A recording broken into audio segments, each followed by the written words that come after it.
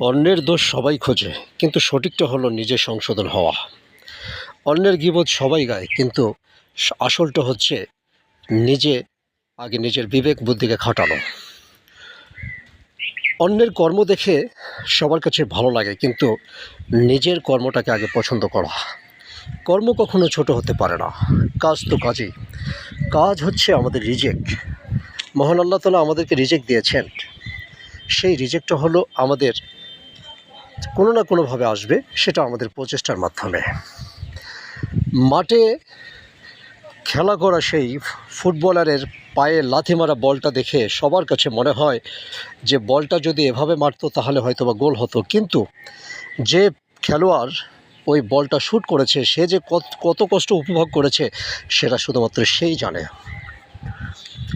তাই আমরা উপলব্ধি করার আগে নিজের সংশোধন হওয়ার চেষ্টা করি না। আমরা অন্যের দোষ খোঁজার আগে নিজের দোষ কতটুকু আছে সেটা আমরা উদ্ঘাটন করার চেষ্টা করি না। অন্যের দিকে আঙ্গুল তোলার আগে আমরা যখন অন্যের দিকে আঙ্গুল তুলি, আমরা আঙ্গুল তুলি একটা, কিন্তু